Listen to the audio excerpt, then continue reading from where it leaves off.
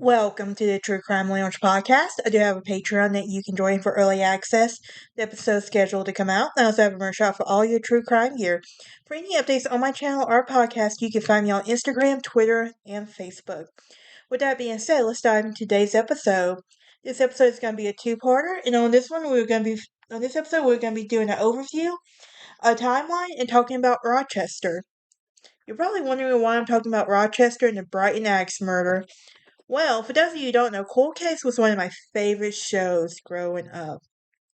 I decided to talk about this case because this show took inspiration from this case on an episode, and the case we're going to be talking about today is the murder of Cathleen Krauseneck, who you may know from the Brighton axe murder victim.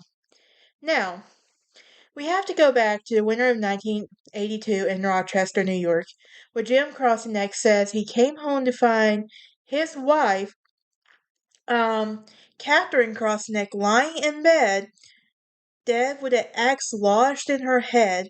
For over 30 years, no one was charged for her murder until the Brighton Police Department collaborated with the FBI to reopen the case in 2015, with their sights set on Jim as their primary suspect. Now, the unsolved murder of Kathy ended with the conviction of her husband in 2022, but Jim and his supporters argue that the jury got it wrong. So, let's talk about the timeline, shall we? Well, in 1966 to 1974, Jim's family-owned successful carpet store in Mount Clemens, Michigan, and Jim and Kathy grew up in that small town, and where Jim owned this carpet store. Kathy's father was a truck driver, and they met each other in high school and then started dating while attending Western Michigan University. Then on March 3rd, 1974, this is when Jim and Kathy would marry, and soon after marrying, the young couple would move to Fort Collins, Colorado, where Jim attended a graduate school at Colorado State, and Kathy worked as an orthopedic therapist. In April 1978, she gave birth to a baby girl, Sarah. From 1979 to 1981, Jim would teach at Lynchburg College, and the Krausenecks moved to Lynchburg, Virginia, where Jim taught economics at Lynchburg College. Now, in September 1981, there was a new job and, of course, a new city. So Jim, Kathy, and their 3-year-old Sarah moved to Brighton, an upscale suburb of Rochester, where Jim started a new job as an economist for Kodak. February 16, 1982, they would do a background check, and they reportedly discovered that Jim did not complete his PhD from Colorado State. So, on February 19, 1982, around 6:30 a.m., Jim would tell investigators that he left for work. Now, February 19th, also about 4:50 p.m., he would return home.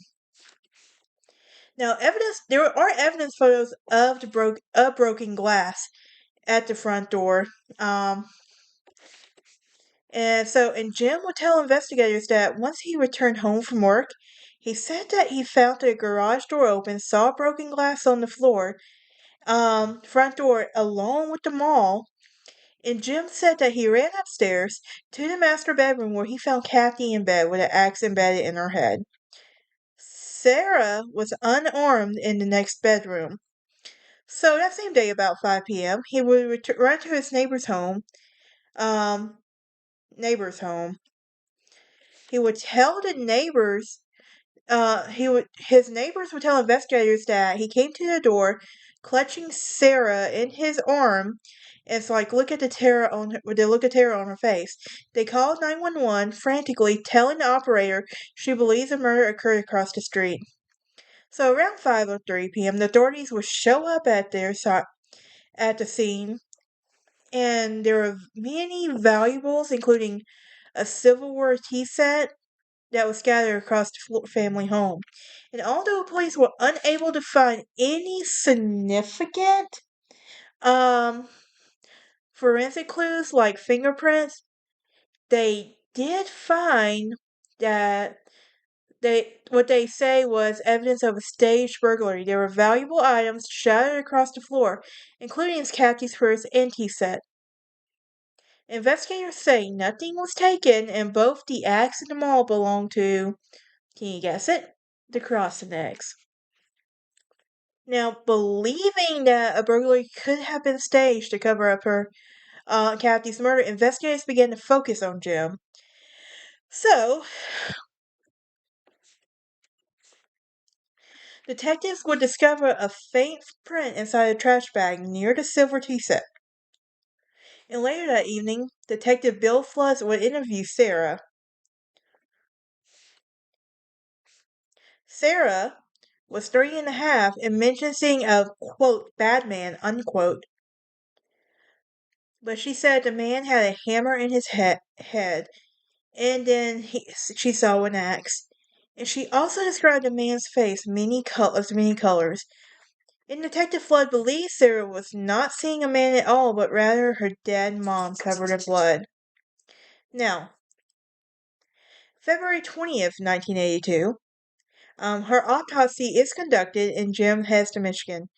Jim would speak to investigators again and agreed to have another meeting with the investigators that afternoon, but when it came time, Jim and Sarah had left to be with the family in Michigan. Meanwhile, the current medical examiner concluded that Kathy's cause of death was from the axe wound to the head. And during the autopsy, the medical examiner reportedly found no evidence of sexual assault and that how the axe wound continued. And during the autopsy, yeah, her time of death was between 4:30 a.m. and 7:30 a.m. And authorities could not prove that Jim had been home at the time she died. With no direct evidence against him, they could not nor any clear motive. The case went cold for decades. So Jim and Sarah, and Jim and Sarah would go out west, and they were briefly, and he would be married again twice before marrying his current wife, Sharon. In 1997, Jim will meet his current wife, Sharon, and he will marry her in 1999. And while at a trade show, Jim would run into Sharon James, an old friend, and the two would date and marry in 1999. And in 2014, a Rochester career criminal confesses to Kathy's murder. Alright, that's it for part 1. Tune in for our next episode as we're going to do talk about Edward Larrabee, talk more about the timeline, and conclude this episode.